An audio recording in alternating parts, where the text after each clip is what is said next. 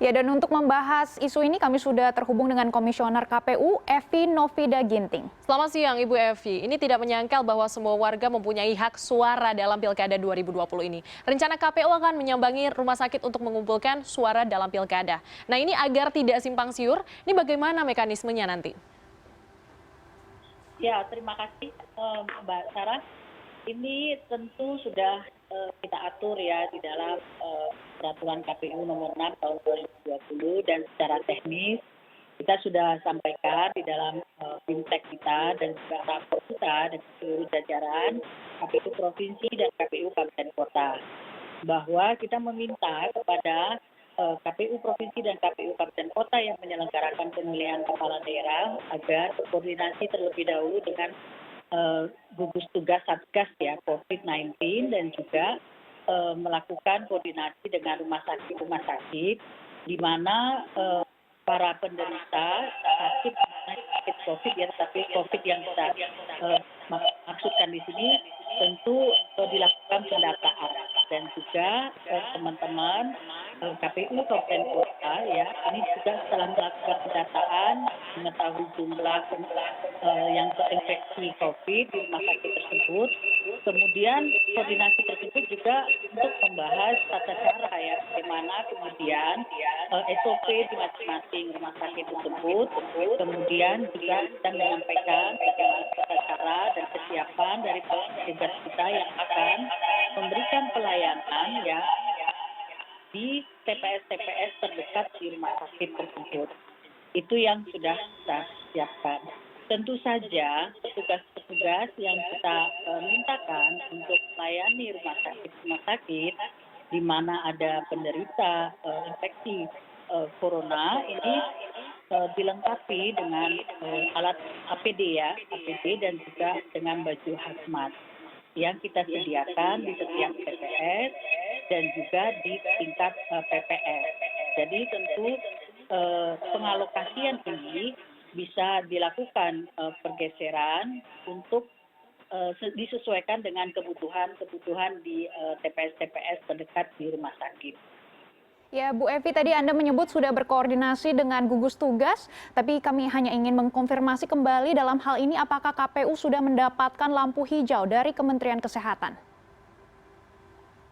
Ya, tentu pelaksanaan pemilihan kepala daerah ini kan sudah diputuskan ya di dalam undang-undang ya kita Undang-Undang Nomor 6 Tahun 2020 yang kemudian kita tuangkan di dalam pelaksanaan teknisnya ini di dalam PKPU Nomor 6 Tahun 2020. Bagi KPU sebagai pelaksana undang-undang yang juga kemudian kita turunkan di dalam peraturan KPU ya, tentu ini sudah jadi satu kebijakan nasional untuk penyelenggaraan pemilihan kepala daerah di masa pandemi. Nah, terkait untuk melindungi, menjaga kesehatan dan keselamatan semua pihak, termasuk petugas maupun juga pemilih, ya, ini tentu kita sudah siapkan langkah-langkah ya, di mana kita mengatur tentang protokol kesehatan ya, seperti apa pemungutan dan penghitungan suara yang harus dijalankan oleh seluruh penyelenggara pemilu di setiap tingkatan di daerah-daerah yang menyelenggarakan pemilihan kepala daerah. Nah, gugus tugas yang kita juga minta kepada penyelenggara di daerah itu untuk dilakukan koordinasi di masing-masing daerah. Itu yang kita minta dilakukan dan ini semua juga sudah tertuang di dalam peraturan KPU nomor 6 tahun 2020. Jadi ini sudah menjadi satu kebijakan nasional, Pak. Jadi semuanya ini sudah tertuang di dalam peraturan KPU ya yang menjadi pedoman teknis bagaimana pelaksanaan pemilihan kepala daerah di masa pandemi. Baik Ibu Evi, nah ini hal ini tentunya ada pro dan juga kontra. Meskipun nantinya petugas akan memakai APD lengkap untuk mencegah penularan, tetapi ada pihak yang mengkritik bahwa APD seharusnya diprioritaskan untuk petugas medis saja. Ini apa tanggapan dari KPU mengenai hal ini? Ya, tentu kita melihatnya begini Mbak ya, bahwa kalau di rumah sakit ini kan sudah ada SOP yang berkaitan dengan penanganan COVID-19 ya.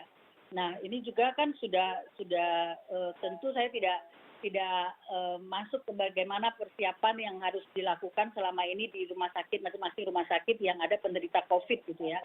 Tetapi kita berkeyakinan bahwa ini kan merupakan satu prosedur yang sudah harus ada di masing-masing rumah sakit ya. Nah, kalaupun misalnya memang dibutuhkan, kita memiliki baju hazmat yang sudah kita siapkan di tingkat PPS ya. Jadi ini bisa direlokasikan ya, bisa dilokasikan sesuai dengan kebutuhan.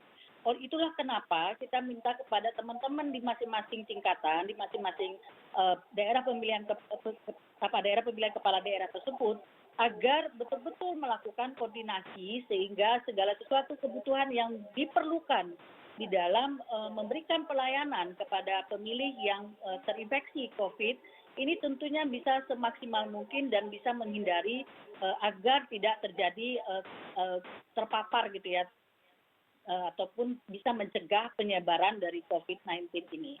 Nah, kami juga mengingatkan kepada petugas kita bahwa di dalam rumah sakit yang tentunya sudah memiliki SOP tersebut, ini tentu harus dipatuhi oleh teman-teman penyelenggara yang akan masuk ke rumah sakit tersebut. Nah, ini juga tentu koordinasinya kan tidak hanya di level KPU ya, tingkat atas gitu ya. Ini kan tentu karena sangat operasional gitu ya, sangat teknis yang perlu dilakukan oleh teman-teman KPU kabupaten kota yang menyelenggarakan pemilihan kepala daerah.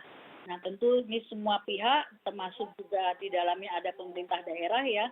Tentu ini bisa kita harapkan bisa terjalin kerjasama yang baik sehingga langkah-langkah untuk mencegah terjadinya penyebaran COVID pada saat memberikan pelayanan ini bisa semaksimal mungkin dilakukan.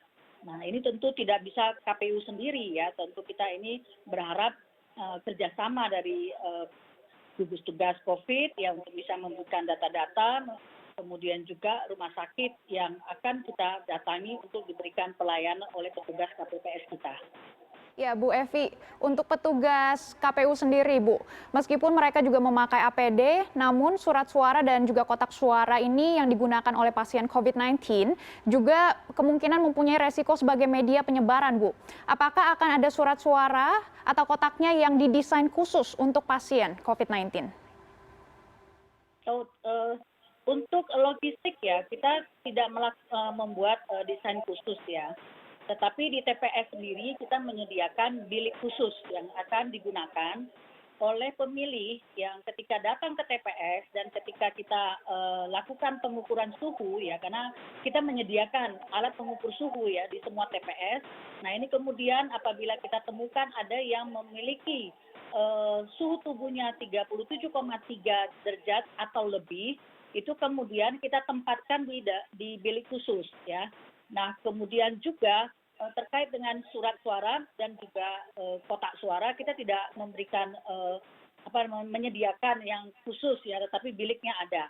Nah, untuk yang pelayanan ke rumah sakit dan sebagainya, tentu kita lakukan selalu penyemprotan disinfektan di TPS, di alat-alat yang kita gunakan, itu kita lakukan secara berkala dalam proses pemungutan suara kita. Oke, baik Ibu Evi, ini pilkada serentak tinggal 5 hari lagi ya, tanggal 9. Nah, ini secara keseluruhan bagaimana dengan persiapannya? Apakah surat suara sudah mulai disebar ke daerah-daerah? Ya, surat suara sudah berada di KPU Kabupaten Kota. Nah, dalam waktu 1-2 hari ini mereka akan menggesernya ke kecamatan dan kemudian kita berharap semuanya nanti sudah siap di TPS 1 hari sebelum hari pemungutan suara.